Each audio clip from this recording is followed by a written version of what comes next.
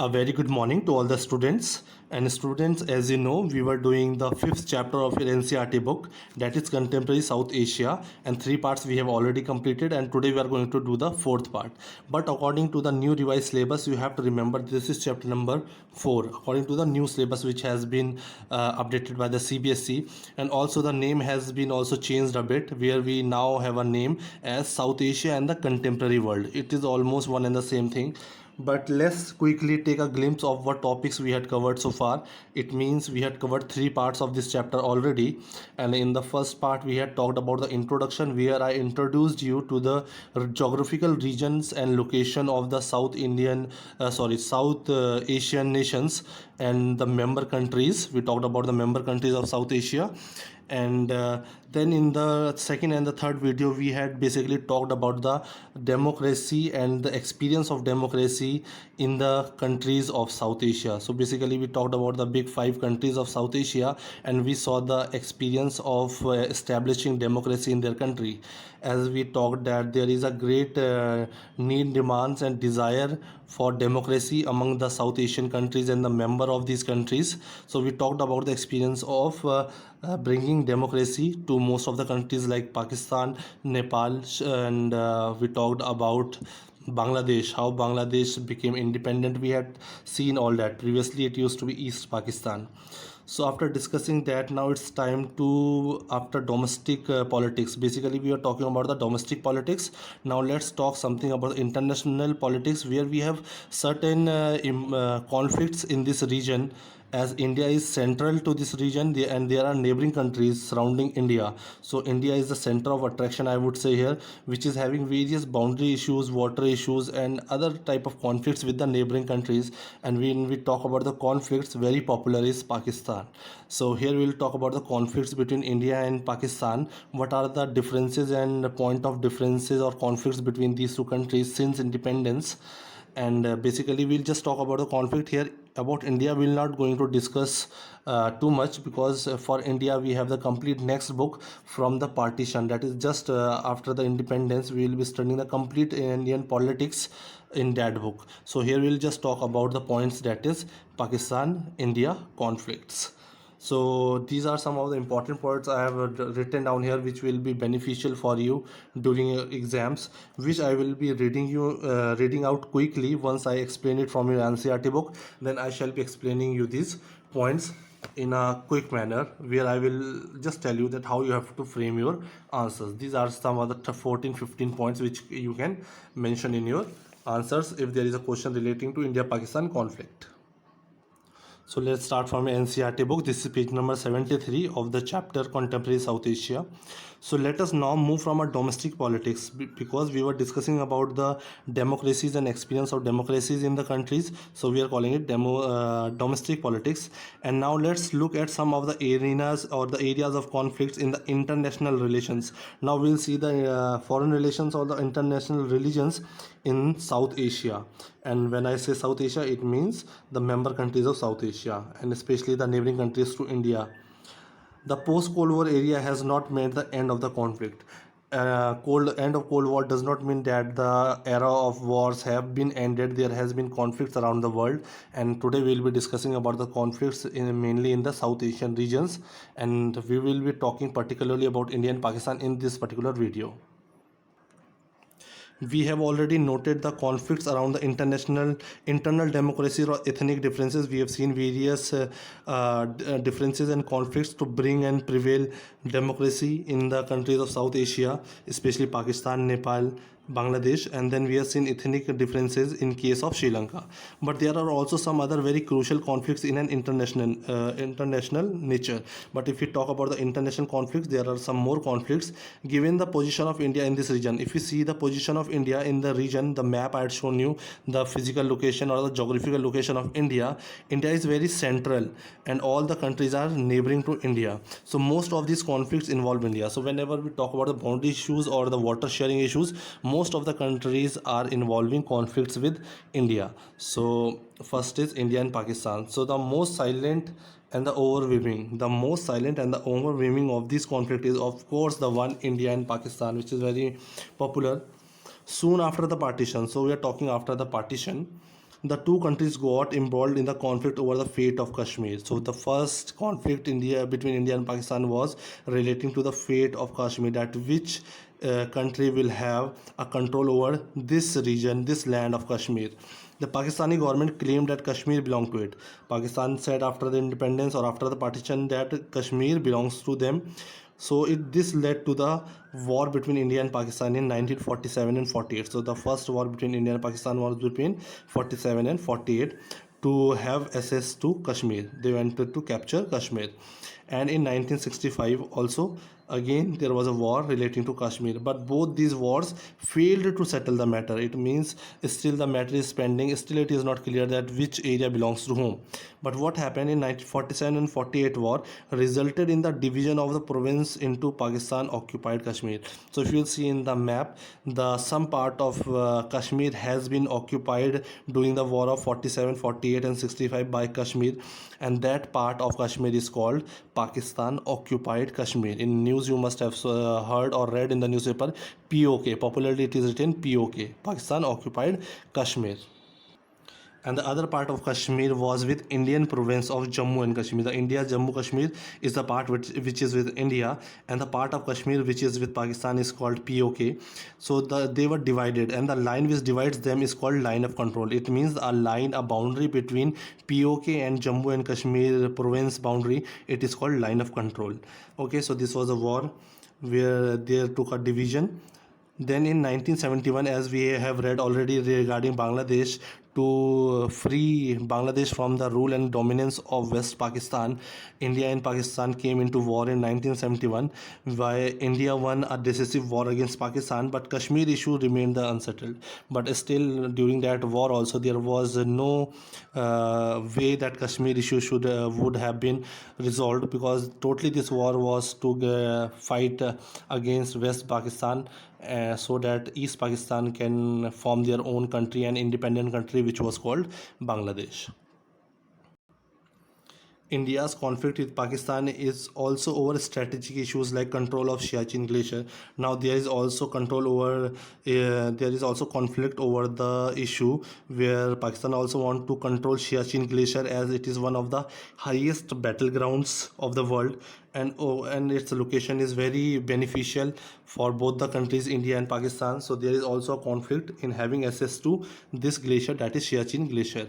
And over acquisition of arms, the arm race between the two countries assumed a very character, with the both state acquiring. Now there used to be started an arm race like we saw in the Cold War, where both the Western Alliance and the Eastern Alliance both wanted to show their dominance and power, so they kept on stocking up the arms. Okay, in the same way there was also an arm race, I would say, between India and Pakistan, where both the countries acquired nuclear weapons and missiles to deliver such arms against each other. So they had nuclear weapons and various missiles, where they thought that this was important for the security of the country, where if one attacks the other can attack the other country with the equal effect. Okay, such arms against then in 1998, you have to remember, in 1998 India conducted nuclear explosion. There are various documentaries and movies on this conduction of 1998, where India did a conduction of nuclear explosion in Pokhran, which was followed by Pakistan responded a few days after. India Pakistan also conducted a nuclear test in Chagai Hills. Okay, since then India Pakistan seems to have built a military relationship in which the possibility of direct and full scale war has declined. And since both the countries have the nuclear weapons, the test has been successful, and in the same year 1998, so now the possibility of direct and the full scale war has declined, because both the countries knows that they are equally powerful. They can use nuclear weapons against each other. As we saw in the case of Cold War, that the question came why Cold War remained so cold, because both the countries were equally stocking up the nuclear weapons and missiles. In the same way, India and Pakistan has also stocked the arms, where it was when it was required they could use against each other, so they avoided into war with each other directly. If we talk about the government of both the countries, they are very suspicious of each other. They do not have trust and they suspect each other. The Indian government blames Pakistan government for using a strategy of low key violence by helping. Now here Indian government is blaming Pakistan government that directly they are not into war, but Pakistan government is playing a low key violence by they are supporting Kashmiri militants with arms. So they are providing arms, training, money and protection to the Kashmiri militants who are not directly involved with the Pakistan military, but Pakistan military is helping the militants to create tensions and problem and unrest in the Indian boundary. Okay, so all the protection, training, money, protection, everything is given to the terrorists, and that is why these terrorists carry out various terrorist strikes in India. So whenever there are any terrorist attacks, we are sure that there is a hand of the Pakistan army in it, or Pakistan government. The Indian government also believes that Pakistan has aided the pro-Khalistani militants. Now India also suspects that Kashmir is also giving protection, money, training to pro-Khalistani militants with arms and ammunition during the period of 85 to 95, where these Khalistani people, a region in Pakistan we can say, they are demanding a separate state for them, and these people are being funded by Pakistan.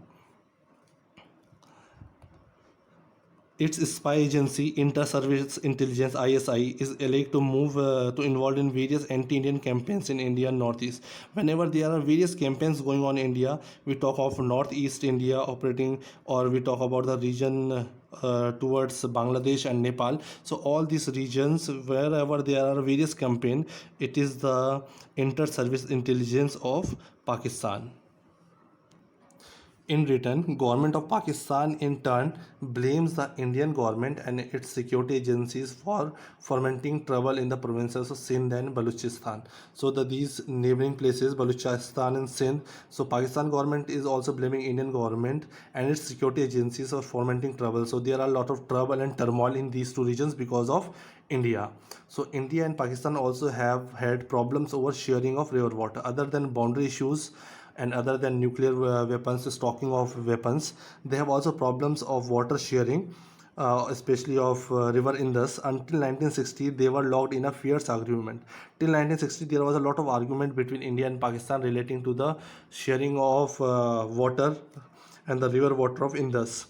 uh, Eventually in 1960, so in 1960 with the help of the World Bank, now World Bank interfered and India and Pakistan signed a treaty that is called Indus Water Treaty, which has survived to this date in spite of various military conflicts. There has been various military conflicts and violence, but apart than that, they still survive this with this treaty of water treaty, which was signed with the help of World Bank between these two countries. We can say the two countries are not in agreed over a demarcation. So there is also a boundary issue between India and Pakistan, but not exactly to the region towards Jammu and Kashmir, but towards the state of India, that is Gujarat, and demarcation line Sar Creek in Run of Kutch. The dispute seems minor, but there is an underlying worry that how the dispute is settled may have an impact on the control of the sea resource, because both of them want to have a direct control over the sea to very close to this region of Run of Kutch. So there is a line and there is an argument on this line, that is Sar Creek, between India and Pakistan. India and Pakistan are holding negotiations on all these issues. Although India and Pakistan are trying to find solutions and negotiations to settle down to bring peace and prosperity to this region, but still it is just area of conflicts between these two countries. We don't find anything to be settled down right now. So we have seen the conflicts between India and Pakistan. Now we have to see the conflict of other neighboring countries with India. So India and its other neighbors. So we are talking about the other country, that is Bangladesh. So now we will see what are the areas of conflicts and what are the areas of cooperation between India and Bangladesh. So we are starting with the conflicts where we see various differences between the governments of India and Bangladesh. So the government of India and Bangladesh have had differences over several issues, including sharing of Ganga and Brahmaputra river water. So there has been a trouble and differences between sharing of water or the river water of Ganga and Brahmaputra between these two countries. And also the Indian government has been unhappy with Bangladesh denial of illegal immigration. Indian government is very unhappy with Bangladesh denial. The Bangladeshi government, they deny of illegal immigration of to India.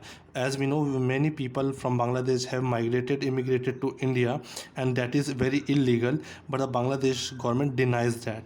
It supports for anti-government. Although in place of that, Bangladesh government or Bangladesh supports anti-Indian Islamic fundamentalist group. These are the groups which are against India, and these are the Islamic groups. Bangladesh have support for these groups which are against India. Bangladesh refusal to allow Indian troops to move through its territory to northeastern India.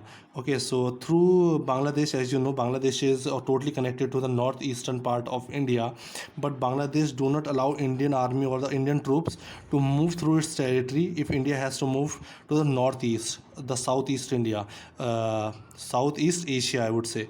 Okay, and its decision not to export, and Bangladesh is also not ready to export natural gas to India, and it is not also allowing its neighboring country Myanmar to do so through Bangladeshi territory. If Myanmar is ready to supply natural gas to India, it means it has to pass its pipelines through the territory of Bangladesh, but Bangladesh is not allowing Myanmar to export natural gas to India, neither Bangladesh is exporting it.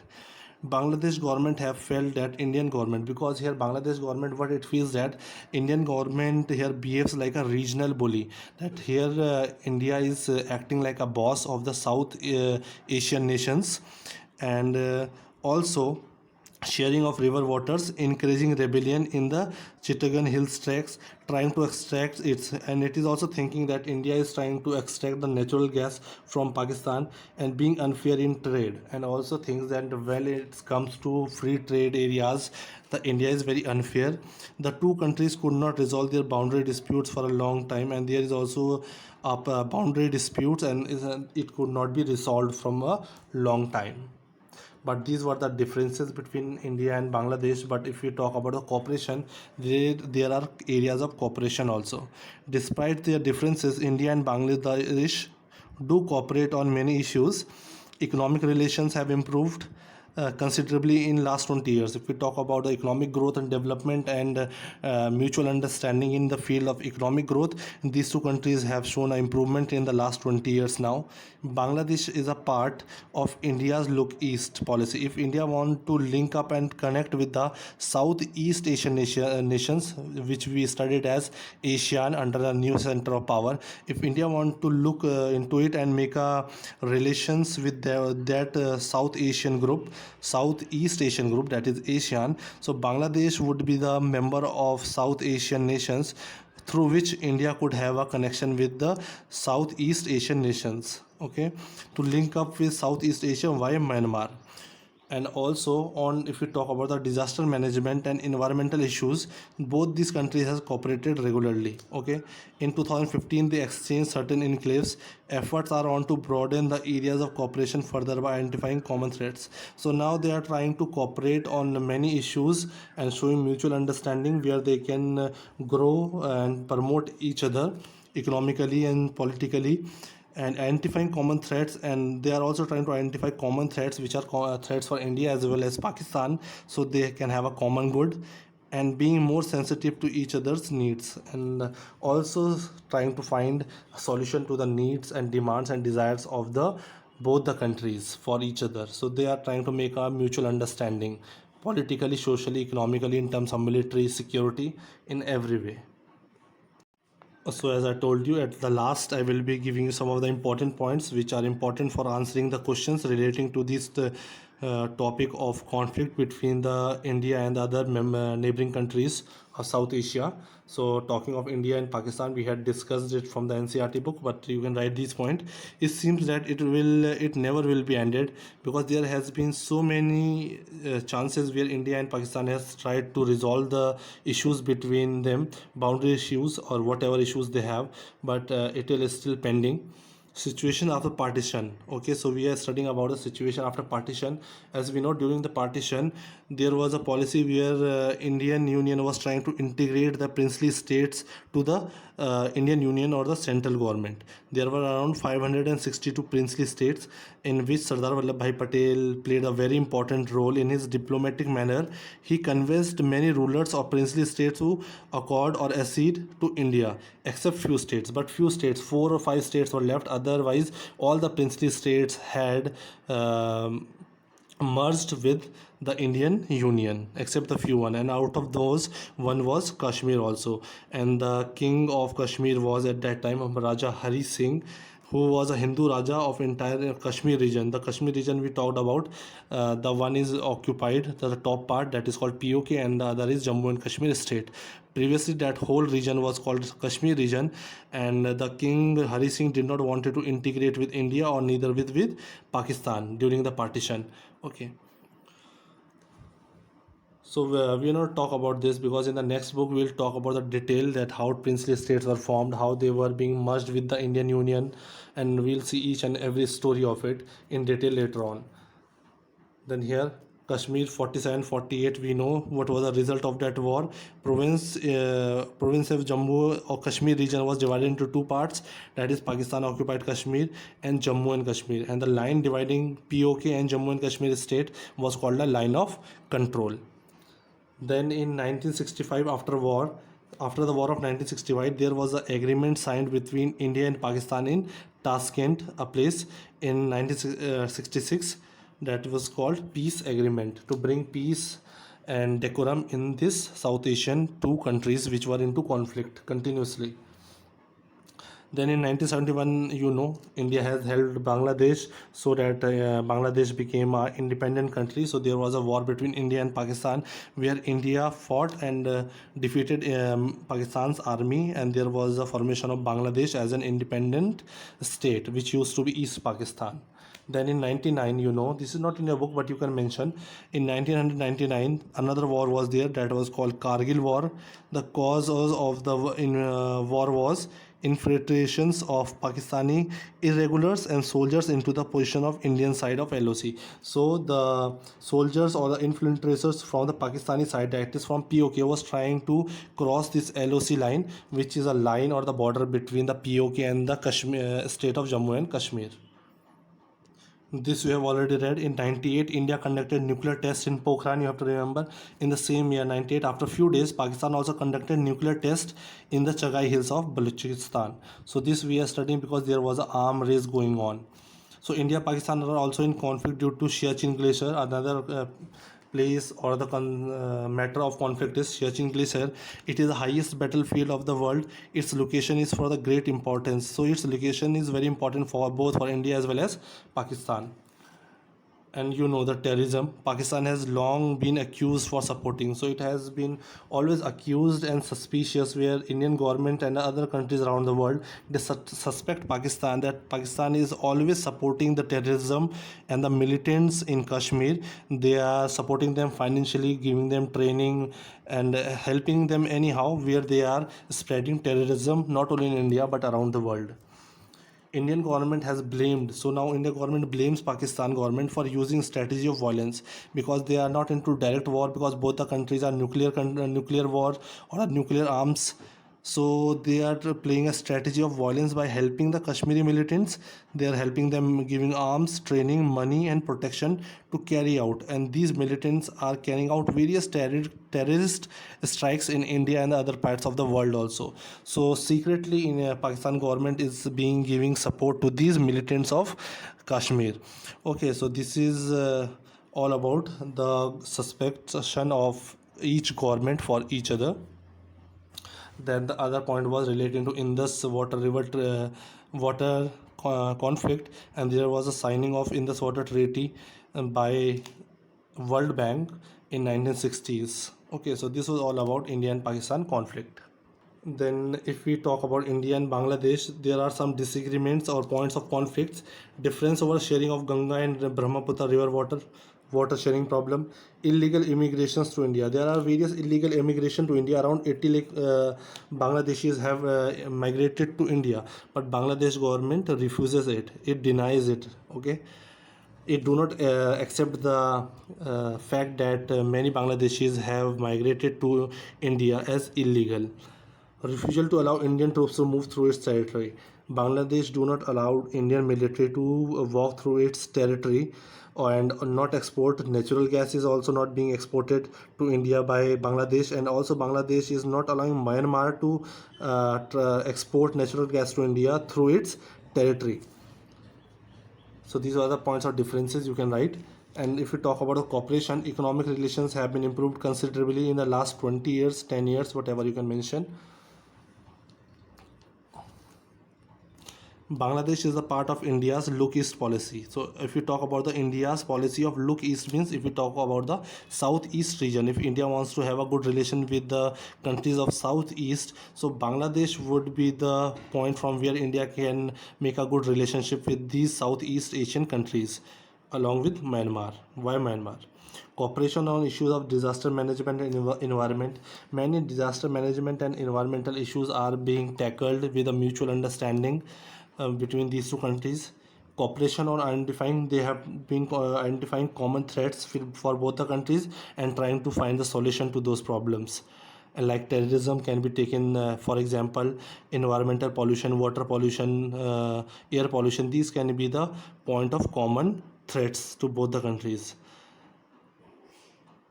So with this we have taken almost all the important points where I have written down short points for you from both the topics, India and Pakistan and India and Bangladesh. So with this I end the chapter now, not the chapter, this video. Thank you so much.